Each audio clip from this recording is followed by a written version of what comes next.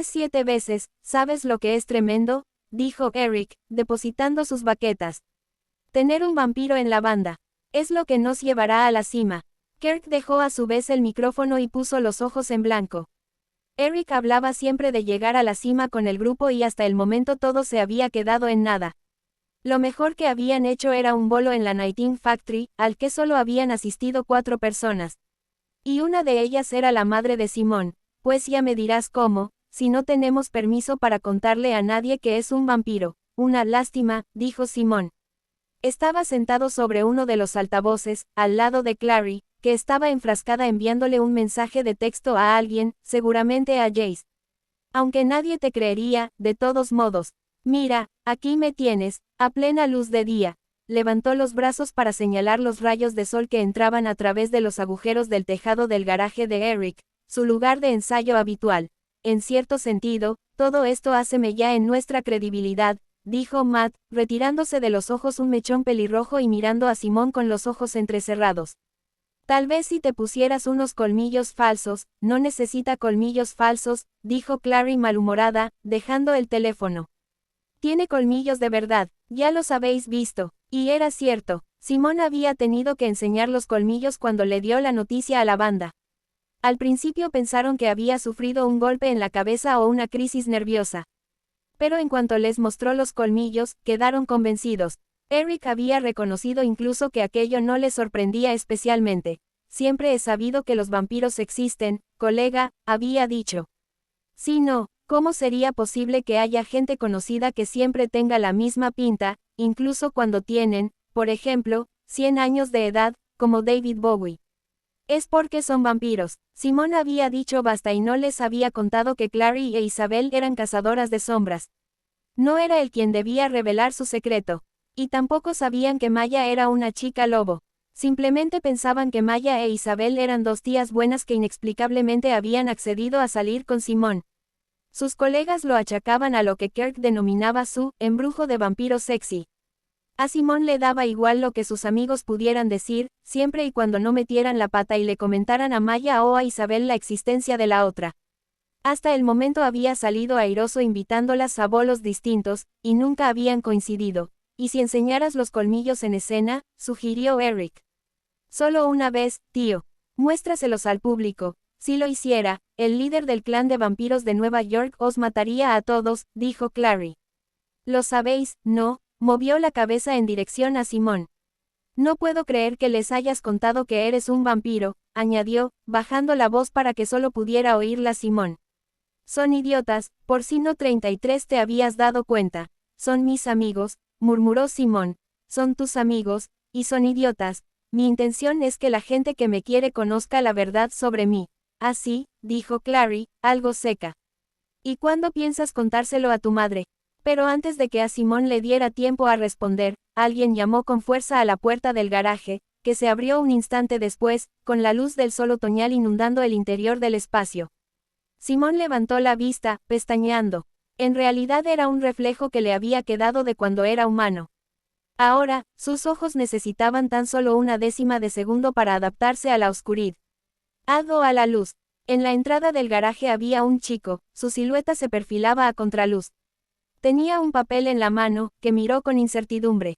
A continuación, levantó la vista en dirección a los miembros de la banda. Hola, dijo. ¿Es aquí donde ensaya el grupo Mancha Peligrosa? Ahora nos llamamos Lemur Dicótomo, dijo Eric, dando un paso al frente. ¿Y tú quién eres? Me llamo Kyle, respondió el chico, agachándose para pasar por debajo de la puerta del garaje. Cuando se enderezó, se echó hacia atrás el mechón de cabello castaño que le caía sobre los ojos y le entregó el papel a Eric. He visto que andabais buscando un cantante. Yo, exclamó Matt. Ese anuncio lo publicamos hará cosa de 1 año. Lo había olvidado por completo. Sí, dijo Eric. Por aquel entonces tocábamos otro tipo de cosas. Ahora prácticamente no hacemos nada vocal. ¿Tienes experiencia, Kyle? Simón se fijó que era muy alto, aunque en absoluto flacucho, se encogió de hombros. La verdad es que no. Pero dicen que canto bien. Tenía un acento lento y un poco arrastrado, más típico de los surfistas que de un sureño. Los miembros de la banda se miraron dudando. Eric se rascó la oreja. ¿Nos concedes un segundo, tío? Por supuesto, Kyle salió del garaje e hizo descender la puerta a sus espaldas. Simon oyó que se ponía a silbar. Le pareció que era "She'll be coming round the mountain", aunque no sonaba del todo afinado. No sé, dijo Eric. No estoy muy seguro de si alguien nuevo nos vendría bien ahora. Me refiero a que no podemos contarle lo del vampiro, ¿no creéis? No, contestó Simon. No podéis, pues vaya, dijo Matt. Es una lástima. Necesitamos un cantante. Kirk canta de pena. Lo digo sin ánimo de ofender, Kirk. Que te jodan, espetó Kirk. Yo no canto de pena. Sí, tío, dijo Eric. Das una pena que no veas, pienso, opinó Clary interrumpiéndolos y subiendo la voz, que deberíais hacerle una prueba. Simón se quedó mirándola. ¿Por qué? Porque está buenísimo, dijo Clary, sorprendiendo a Simón con el comentario. La verdad era que a él no le había llamado la atención en absoluto, aunque quizá no fuera el más indicado para juzgar la belleza masculina. Y vuestra banda necesita un poco de sex appeal. 34, gracias, dijo Simón. Muchas gracias en nombre de todos. Clary bufó con impaciencia. Sí, todos sois muy guapos. Sobre todo tú, Simón, le dio unos golpecitos cariñosos en la mano. Pero Kyle está tremendo, es lo único que digo. Mi opinión objetiva como mujer es que si incorporaseis a Kyle a la banda, duplicaríais vuestra cifra de admiradoras femeninas, lo que significa que tendríamos 2 fans en vez de una sola, dijo Kirk. ¿Y esa quién es? Matt sentía una curiosidad genuina, la amiga del primo pequeño de Eric. ¿Cómo se llama? Aquella que está loca por Simón. Viene a todos nuestros bolos y le cuenta a todo el mundo que es su novia. Simón puso mala cara. Tiene 13 años. No es más que un resultado de tu embrujo de vampiro sexy, tío, dijo Matt. Eres irresistible para las mujeres, por el amor de Dios, dijo Clary. Eso del embrujo de vampiro sexy no existe, señaló a Eric.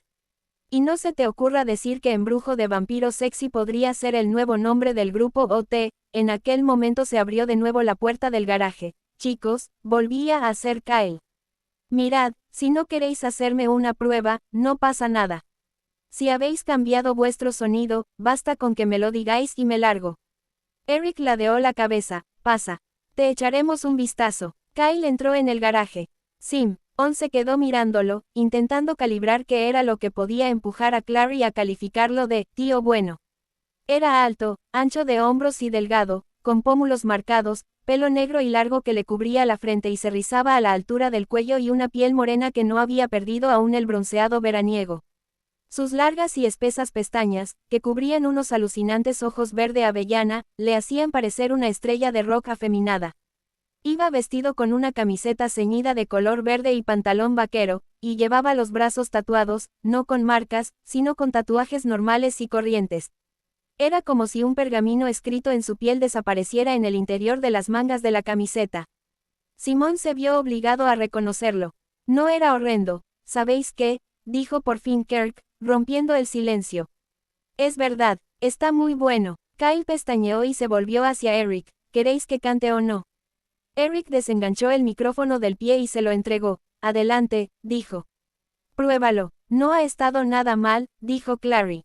Cuando sugerí lo de incluir a Kyle en el grupo lo decía en broma, pero la verdad es que sabe cantar. Estaban andando por Kent Avenue, de camino a casa de Luke. El cielo se había oscurecido para pasar de azul a gris, preparándose para el crepúsculo, con las nubes pegadas a ambas orillas del East River. Clary recorría con su mano enguantada la valla con eslabones de cadena que lo separaba del malecón de hormigón agrietado, haciendo vibrar el metal. Lo dices porque piensas que está bueno, dijo Simón. 35 Clary se rió y los característicos hoyuelos aparecieron en su cara. Tampoco es que esté tan bueno. No es precisamente el tío más bueno que he visto en mi vida, que, imaginó Simón, debía de ser Jace, por mucho que Clary hubiera tenido el detalle de no mencionarlo. Pero creo sinceramente que sería buena idea tenerlo en el grupo. Si Eric y los demás no pueden decirle que eres un vampiro, tampoco se lo dirán a nadie más. Y con un poco de suerte, dejarán correr esa idea estúpida. Estaban a punto de llegar a casa de Luke. El edificio estaba al otro lado de la calle, las ventanas iluminadas contrastaban con la oscuridad incipiente. Clary se detuvo junto a un trozo roto de la valla. ¿Te acuerdas cuando matamos aquí mismo a un puñado de demonios Raum? Jace y tú matasteis a unos cuantos demonios Raum. Y yo casi vomito, recordó Simón, aunque tenía la cabeza en otra parte. Estaba pensando en Camille, sentada enfrente de él en aquel jardín diciéndole, eres amigo de los cazadores de sombras, pero nunca serás uno de ellos. Siempre serás distinto, un intruso. Miró de reojo a Clary, preguntándose qué diría si le explicase la reunión que había mantenido con la vampira y la oferta que ésta le había hecho. Lo más probable era que se quedara horrorizada. El hecho de que a Simón no pudieran hacerle daño no había impedido que Clary dejara de preocuparse por su seguridad. Ahora ya no te asustarías, dijo ella en voz baja, como si estuviera leyéndole los pensamientos. Ahora tienes la marca. Sin despegarse de la valla, se volvió para mirarlo. ¿Se ha dado cuenta alguien de que tienes la marca? ¿Te han hecho preguntas al respecto? Simón negó con la cabeza. Me la tapa el pelo y, además, se ha borrado mucho. ¿Lo ves? Se retiró el pelo de la frente. Clary le tocó la frente y la marca en forma curva allí trazada. Lo miró con tristeza, igual que aquel día en el Salón de los Acuerdos en Alacante, cuando inscribió en su piel el hechizo más antiguo de el mundo. ¿Te duele? No, ¿qué va? Y Caín le dijo al Señor, mi culpa es demasiado grande para soportarla. Ya sabes que no te culpo de nada, ¿verdad? Me salvaste la vida, lo sé, tenía los ojos brillantes. Retiró la mano de la frente de Simón y se pasó el dorso del guante por la cara. Maldita sea, odio llorar, pues será mejor que vayas acostumbrándote, dijo él. Y al ver que Clary abría los ojos como platos, añadió apresuradamente, lo digo por la boda. ¿Cuándo es? El sábado que viene. Todo el mundo llora en las bodas. Ella rió. ¿Y qué tal están tu madre y Luke? Asquerosamente enamorados. Es horrible. Bueno, da lo mismo, le dio a Simón una palmadita en el hombro. Tengo que entrar. Nos vemos mañana. Él se lo confirmó con un gesto afirmativo, por supuesto. Hasta mañana. Se quedó viéndola cruzar la calle y subir la escalera que daba acceso a la puerta principal de casa de Luke. Mañana. Se preguntó cuánto tiempo hacía que no pasaba varios días seguidos sin ver a Clary.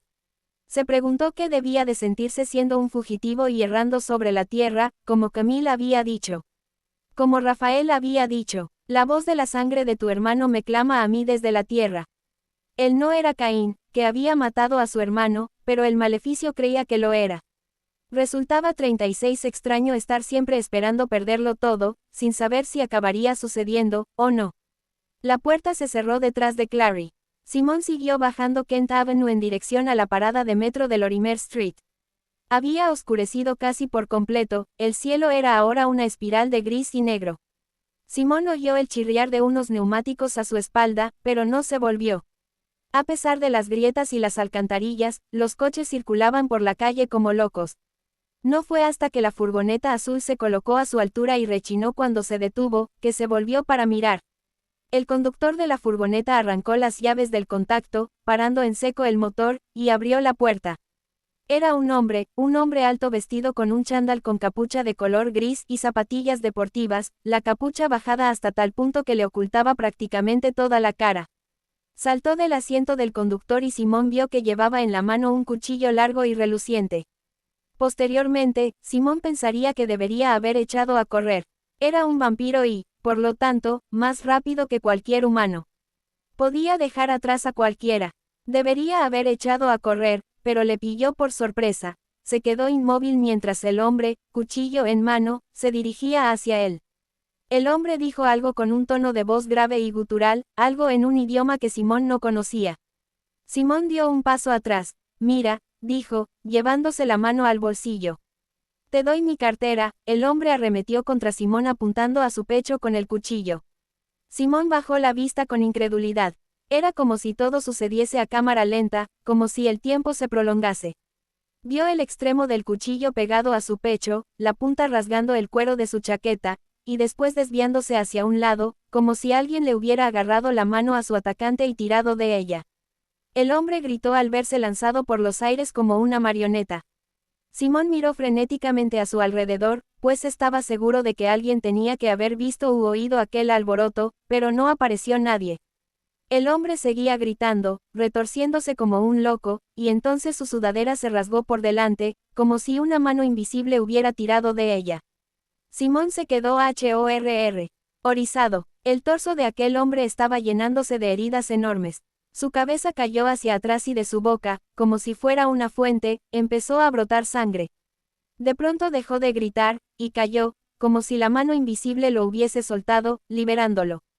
Se estampó contra el suelo, haciéndose añicos como el cristal, rompiéndose en 1000 pedazos brillantes que inundaron la acera. Simón cayó de rodillas. El cuchillo que pretendía matarlo estaba allí mismo, a su alcance. Era todo lo que quedaba de su atacante, salvo el montón de relucientes cristales que el viento ya había empezado a disipar. Tocó uno con cuidado. Era Sal. Se miró las manos. Estaba temblando. Sabía qué había pasado y por qué. Y el Señor le dijo: quien quiera que matare a Caín, 7 veces será castigado. Y aquello era 7 veces un castigo. Apenas consiguió llegar a la cuneta antes de doblegarse de dolor y empezar a vomitar sangre. Simón supo que había calculado mal en el mismo momento en que abrió la puerta. Creía que su madre ya estaría dormida, pero resultó que no. Estaba despierta, sentada en un sillón de cara a la puerta, el teléfono en la mesita a su lado, y enseguida se fijó en que llevaba la chaqueta manchada de sangre. No gritó, para sorpresa suya, sino que se llevó la mano a la boca. Simón, no es sangre mía, dijo él enseguida. Estábamos en casa de Eric y Matt ha tenido una 37 hemorragia nasal, no quiero escucharlo. Rara vez utilizaba aquel tono tan cortante. Le recordó a Simón la manera de hablar de su madre durante los últimos meses de enfermedad de su padre, cuando la ansiedad cortaba su voz como un cuchillo. No quiero escuchar más mentiras. Simón dejó las llaves en la mesita que había al lado de la puerta. Mamá, no haces más que contarme mentiras. Estoy cansada del tema. Eso no es verdad, dijo él, sintiéndose fatal, consciente de que su madre estaba en lo cierto. Pero en estos momentos están pasándome muchas cosas, lo sé. Su madre se levantó. Siempre había sido una mujer delgada, pero ahora estaba en los huesos, y su pelo oscuro, del mismo color que el de él, con más canas que lo que él recordaba. Ven conmigo, jovencito. Ahora. Perplejo, Simón la siguió hacia la pequeña cocina decorada en luminosos tonos amarillos. Su madre se detuvo al entrar y señaló en dirección a la encimera. ¿Te importaría explicarme esto? Simón notó que se le quedaba la boca seca. Sobre la encimera, formadas como una fila de soldados de juguete, estaban las botellas de sangre que guardaba en la pequeña nevera que había instalado en el fondo del armario. Una estaba medio vacía, las demás, llenas del todo, el líquido rojo del interior brillando como una acusación. Su madre había encontrado también las bolsas de sangre vacías que Simón había lavado y guardado en el interior de una bolsa de plástico para tirarlas a la basura. Y las había dejado también allá encima, a modo de grotesca decoración. Al principio pensé que era vino, dijo Elaine Lewis con voz temblorosa. Después encontré las bolsas, de modo que abrí una de las botellas. Es sangre, ¿verdad? Simón no dijo nada. Era como si se hubiese quedado sin voz. Últimamente te comportas de una forma muy rara, prosiguió su madre. Estás fuera a todas horas, no comes, apenas duermes, tienes amigos que no conozco, de los que jamás he oído hablar. ¿Te crees que no me entero cuando me mientes? Pues me entero, Simón. Pensaba que tal vez andabas metido en drogas. Simón encontró por fin su voz, y por eso has registrado mi habitación. Su madre se sonrojó, tenía que hacerlo. Pensaba que si encontraba drogas, podría ayudarte, meterte en un programa de rehabilitación, pero esto, gesticuló con energía en dirección a las botellas. Ni siquiera sé qué pensar sobre esto. ¿Qué sucede, Simón? ¿Te has metido en algún tipo de secta? Simón negó con la cabeza. Entonces, cuéntamelo, dijo su madre, sus labios temblaban. Porque las únicas explicaciones que se me ocurren son horribles y asquerosas. Simón, por favor, soy un vampiro, dijo Simón. No tenía ni idea de cómo lo había dicho, ni siquiera por qué. Pero ya estaba dicho. Las palabras se quedaron colgando en el aire como un gas venenoso. La madre de Simón sintió que le fallaban las piernas y se derrumbó en una silla de la cocina. ¿Qué has dicho? Dijo en un suspiro. Soy un vampiro, repitió Simón. Hace cerca de 2 meses que lo soy. Siento no habértelo contado antes. No tenía ni idea de cómo hacerlo. 38 La cara de Elaine Lewis se había quedado blanca como el papel. Los vampiros no existen, Simón. Sí, mamá, dijo. Existen. Mira, yo no pedí ser un vampiro. Fui atacado. No me quedó otra elección. Lo cambiaría todo si estuviera en mi mano hacerlo. pensó en el folleto que Clary le había dado hacía ya tanto tiempo, aquel en el que hablaba sobre cómo contárselo a tus padres. Por aquel entonces le pareció una analogía graciosa, pero no lo era en absoluto. ¿Crees que eres un vampiro?, dijo aturdida la madre de Simón. ¿Crees que bebes sangre? Bebo sangre, dijo Simón. Bebo sangre animal, pero si eres vegetariano. Su madre estaba a punto de echarse a llorar, lo era. Pero ya no lo soy. No puedo serlo. Vivo de la sangre. Simón notaba una fuerte tensión en la garganta. Nunca le he hecho ningún daño a un humano. Nunca he bebido la sangre de nadie. Sigo siendo la misma persona. Sigo siendo yo. Le daba la impresión de que su madre luchaba por controlarse. Y tus nuevos amigos, son también vampiros. Simón pensó en Isabel, en Maya, en Jace. No podía hablarle a su madre sobre cazadores de sombras y seres lobo. Era demasiado, no. Pero, saben que yo lo soy. Te han dado drogas. Te han hecho algo que te produzca estas alucinaciones. Parecía como si no hubiera oído su respuesta. No, mamá, todo esto es real. No es real, musitó ella. ¿Tú crees que es real? Oh, Dios mío, Simón, lo siento mucho. Debería haberme dado cuenta. Conseguiremos ayuda. Encontraremos a alguien. Un médico. Da igual lo que cueste, no puedo ir a un médico, mamá. Sí, claro que puedes. Necesitas que te ingresen en alguna parte. En un hospital, tal vez, extendió el brazo hacia su madre. Intenta sentir mi pulso, le dijo. Ella se quedó mirándolo, perpleja. ¿Qué? Que intente sentir mi pulso, dijo. Ven, si lo encuentras, estupendo. Iré contigo al hospital, de lo contrario, tendrás que creerme. La madre de Simón se secó las lágrimas y le cogió lentamente la muñeca. Después de tanto tiempo cuidando de su esposo durante su larga enfermedad, sabía tomar el pulso tan bien como cualquier enfermera. Presionó el interior de la muñeca con el dedo índice y esperó. Simón observó el cambio en la expresión de la cara de su madre, de la tristeza y la contrariedad a la confusión, y después al terror. Elaine se levantó, le soltó la mano y se alejó de él. Sus ojos oscuros se abrieron como platos. ¿Qué eres? Simón sintió náuseas. Ya te lo he dicho. Soy un vampiro. Tú no eres mi hijo. Tú no eres Simón. Estaba temblando. ¿Qué tipo de ser viviente no tiene pulso? ¿Qué tipo de monstruo eres? ¿Qué le has hecho a mi hijo? Soy Simón. Avanzó un paso hacia su madre. 39 y su madre gritó. Nunca la había oído gritar de aquella manera, y no quería oírla gritar así nunca más. Fue un sonido horripilante. Apártate de mí, su voz se quebró. No te acerques, y empezó a susurrar, Baruch ata Adonai Shomi Atefaila, estaba rezando, comprendió Simón, sintiendo una sacudida. Sentía tanto terror que estaba rezando para que se fuera, para que desapareciera. Y lo peor de todo era que él podía sentirlo. El nombre de Dios se tensó en su estómago y le provocaba un atroz dolor de garganta. Pero su madre tenía todo el derecho del mundo a rezar. Él estaba maldito, no pertenecía a este mundo. ¿Qué tipo de ser viviente no tenía pulso? Mamá, musitó. Para allá, mamá. Ella se quedó mirándolo, con los ojos abiertos de par en par, y los labios sin parar de moverse. Mamá, no te enfades así. Oyó su propia voz como si sonara a lo lejos, cálida y tranquilizadora, la voz de un desconocido. Habló mirando fijamente a su madre a los ojos, capturando la mirada de ella como el gato capturaría al ratón. No ha pasado nada. Te quedaste dormida en el sillón de la sala de estar. Tenías una pesadilla cuando llegué a casa y yo te decía que era un vampiro. Pero es una locura. Eso no podría pasar nunca. Su madre había dejado de rezar. Pestañeó.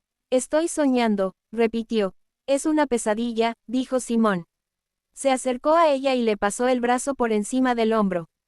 Ella no hizo ningún ademán de retirarse. Dejó caer la cabeza, como un niño agotado. Solo un sueño. Nunca encontraste nada en mi habitación. No ha pasado nada. Estabas durmiendo, eso es todo. Le cogió la mano a su madre. Ella dejó que la guiara hacia la sala de estar, donde la instaló en el sillón. Sonrió cuando Simón la cubrió con una manta y luego cerró los ojos. Simón entró de nuevo en la cocina y de manera rápida y metódica metió las botellas y las bolsas de sangre en una bolsa de basura. La cerró con un nudo y la llevó a su habitación, donde cambió la chaqueta manchada de sangre por otra y guardó rápidamente algunas cosas en un petate. Apagó la luz y salió, cerrando la puerta a sus espaldas. Cuando pasó por la sala de estar, su madre ya se había dormido. Le acarició la mano. Estaré fuera unos días, susurró. Pero no estarás preocupada. No esperarás mi regreso. Creerás que he ido a ver a Rebecca. No es necesario que llames. Todo va bien. Retiró la mano. En la penumbra, su madre parecía a la vez más mayor y más joven de lo habitual. Acurrucada bajo la manta, era menuda como una niña, pero observó en su cara arrugas que no recordaba haber visto antes. Mamá, musitó. Le acarició la mano y ella se removió. No quería despertarla, de modo que la soltó y avanzó sin hacer ruido hacia la puerta, cogiendo de paso las llaves que antes había dejado en la mesa. En el instituto reinaba el silencio. Últimamente siempre reinaba el silencio. Aquella noche, Jace había decidido dejar la ventana abierta para oír los sonidos del tráfico, el gemido ocasional de las sirenas de las ambulancias y el graznido de las bocinas que circulaban por York Avenue. Podía oír cosas que los mundanos no podían oír, y aquellos sonidos se filtraban en la noche y penetraban sus sueños, la ráfaga de aire desplazada por la moto aerotransportada de un vampiro, la vibración de una fantasía alada, el 40 aullido lejano de los lobos en noches de luna llena. Ahora lucía en cuarto creciente y proyectaba luz suficiente como para poder leer acostado en la cama. Tenía la caja de plata de su padre abierta delante de él y estaba repasando su contenido. Allí seguía una de las estelas de su padre, y una daga de caza con empuñadura de plata con las iniciales SWH grabadas en ella y, lo que resultaba más interesante para Jace, un montón de cartas. En el transcurso de las últimas 6 semanas, se había impuesto la misión de intentar leer una carta cada noche para tratar de conocer al que fuera su padre biológico. Y poco a poco había empezado a emerger una imagen, la de un joven pensativo con padres exigentes que se había visto atraído hacia Valentine y el círculo porque parecían ofrecerle la oportunidad de poder destacar en el mundo. Había seguido escribiéndole a Amatis incluso después de divorciarse, un hecho que ella nunca mencionó. En aquellas cartas quedaba patente su desencanto con respecto a Valentine y la repugnancia que le inspiraban las actividades del círculo, aunque rara vez, si es que existía alguna, mencionaba a la madre de Jace, Celine. Tenía sentido, a Amatis no le apetecería oír hablar de su sustituta, pero aún así Jace no podía evitar odiar un poco a su padre por ello. Si no quería a la madre de Jace, ¿por qué se había casado con ella? Y si tanto odiaba al círculo, ¿por qué no lo había abandonado? Valentine era un loco, pero como mínimo se había mantenido fiel a sus principios. Y luego, claro está, Jace se sentía fatal por preferir a Valentine antes que a su padre de verdad. ¿Qué tipo de persona debía de ser por ello? Una llamada a la puerta le despertó de aquel ejercicio de autorrecriminación. Se levantó para ir a abrir, esperando que fuera Isabel que llegaba para pedirle alguna cosa o para quejarse de algo. Pero no era Isabel, era Clary. No iba vestida como siempre. Llevaba una camiseta de tirantes escotada de color negro, una blusa blanca abierta por encima y una falda corta, lo bastante corta como para mostrar las curvas de sus piernas hasta medio muslo. Se había recogido en trenzas su pelirrojo cabello, dejando algunos rizos sueltos que le caían por las sienes, como si en el exterior lloviera levemente. Le sonrió al verlo y arqueó las cejas. Eran cobrizas, igual que las delicadas pestañas que enmarcaban sus ojos verdes. ¿No piensas dejarme entrar? Jace miró hacia un lado y otro del pasillo. No había nadie, afortunadamente. Cogió a Clary por el brazo, tiró de ella hacia adentro y cerró la puerta. Se apoyó en el umbral a continuación y dijo, ¿qué haces aquí? ¿Va todo bien? Todo va bien. Se quitó los zapatos y se sentó en la cama. La falda ascendió con aquel gesto, mostrando una mayor superficie de sus muslos. Jace estaba perdiendo la concentración. Te echaba de menos, y mi madre y Luke se han ido a dormir. No se darán cuenta de que he salido, no deberías estar aquí. Aquellas palabras surgieron como una especie de gruñido. Odiaba tener que pronunciarlas, pero sabía que necesitaba decirlo, por razones que ella ni siquiera sabía. Y que esperaba que nunca llegara a saber. De acuerdo, si quieres que me vaya, me iré. Se levantó. Sus ojos eran de un verde brillante. Dio un paso para acercarse a él. Pero ya que he venido hasta aquí, por lo menos podrías darme un beso de despedida. La atrajo hacia él y la besó. Había cosas que tenían que hacerse, aunque no fuera buena idea hacerlas. Ella se doblegó entre sus brazos como delicada seda. Le acarició el pelo, deshaciéndole las trenzas hasta que la melena cayó sobre los hombros de Clary, como A él le gustaba. Recordó que la primera vez que la vio ya quiso hacerle aquello, y que había ignorado la ocurrencia por considerarla una 41 locura. Ella era una mundana, una desconocida, y no tenía ningún sentido desearla. Y después la besó por primera vez, en el invernadero, y casi se volvió loco. Habían bajado allí y habían sido interrumpidos por Simón, y jamás en su vida había deseado con tantas ganas matar a alguien como en aquel momento deseó matar a Simón, por mucho que su cabeza supiera que el pobre Simón no había hecho nada malo. Pero lo que sentía no tenía nada que ver con el intelecto, y cuando se había imaginado a Clary abandonándolo por Simón, se había puesto enfermo y había sentido más miedo del que nunca pudiera haberle inspirado un demonio. Y después Valentine les había explicado que eran hermano y hermana, y Jace se había dado cuenta de que existían cosas peores, cosas infinitamente peores, que el hecho de que Clary pudiera abandonarlo por otro, saber que la forma en que la amaba era cósmicamente errónea, que lo que le parecía la cosa más pura y más irreprochable de su vida se había mancillado sin remedio. Recordó que su padre le había dicho que cuando caían los ángeles, caían angustiados, porque habían visto en su día el rostro de Dios y jamás volverían a verlo. Y que había pensado que comprendía muy bien cómo podían llegar a sentirse. Pero todo aquello no le había llevado a desearla menos, simplemente había convertido su deseo en tortura. A veces, la sombra de aquella tortura caía sobre sus recuerdos cuando la besaba, como estaba sucediendo en aquel momento, y le llevaba a abrazarla aún con más fuerza. Ella emitió un sonido de sorpresa, pero no protestó, ni siquiera cuando él la cogió en brazos para llevarla hasta su cama. Se tumbaron juntos sobre ella, arrugando algunas de las cartas. Jace apartó de un manotazo la caja para dejar espacio suficiente para los dos. El corazón le latía con fuerza contra sus costillas. Nunca antes habían estado juntos en la cama de aquella manera, realmente no. Había habido aquella noche en la habitación de ella en Idris, pero apenas se habían tocado. Jocelyn se encargaba de que nunca pasaran la noche juntos en casa de uno o del otro. Jace sospechaba que él no era muy del agrado de la madre de Clary, y no la culpaba por ello. De estar en su lugar, probablemente él habría pensado lo mismo. Te quiero, susurró Clary. Le había quitado la camisa y recorría con la punta de los dedos las cicatrices de la espalda de él y la cicatriz en forma de estrella de su hombro, gemela a la de ella, una reliquia del ángel cuya sangre ambos compartían. No quiero perderte nunca. Él deslizó la mano hacia abajo para deshacer el nudo de la blusa de ella. Su otra mano, apoyada en el colchón, tocó el frío metal del cuchillo de caza. Debía de haberse caído en la cama junto con el resto del contenido de la caja. Eso no sucederá jamás. Ella lo miró con ojos brillantes. ¿Cómo puedes estar tan seguro? Su mano apresó la empuñadura del cuchillo. La luz de la luna que entraba por la ventana iluminó el filo. Estoy seguro, dijo, e hizo descender el cuchillo. La hoja rasgó su carne como si fuera papel, y cuando la boca de ella se abrió para formar una sorprendida, oh, y la sangre empapó el frontal de su blusa blanca, Jace pensó, Dios mío, otra vez no.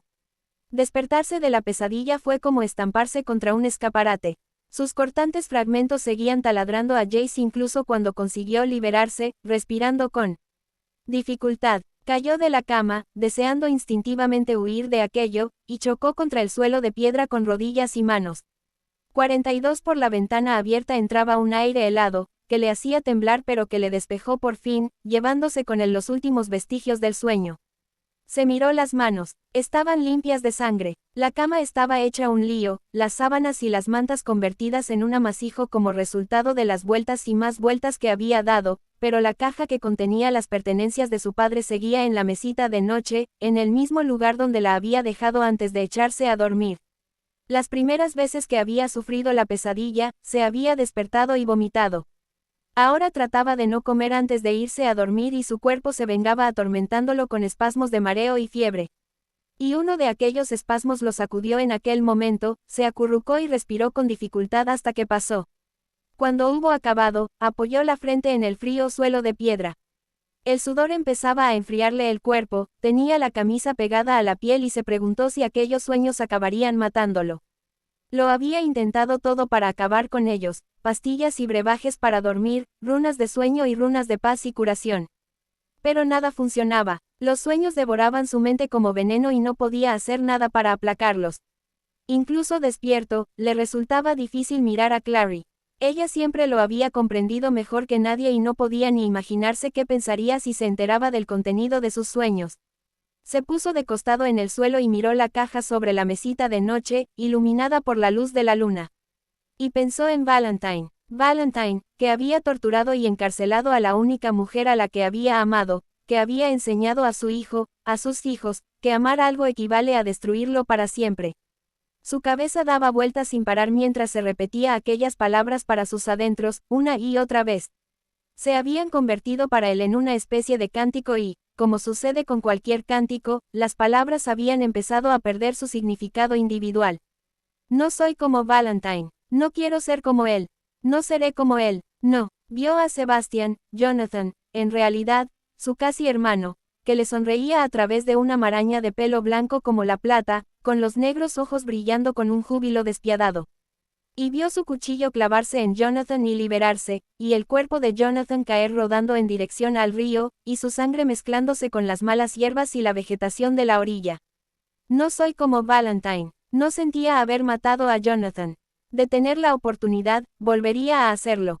No seré como él. Evidentemente, no era normal matar a alguien, y mucho menos, a tu hermano adoptivo, y no sentirlo en absoluto. No seré como él, pero su padre le había enseñado que matar sin piedad era una virtud, y tal vez fuera cierto que no es posible olvidar lo que los padres te enseñan. Por mucho que quieras olvidarlo. No seré como él. Tal vez la gente no podía cambiar nunca.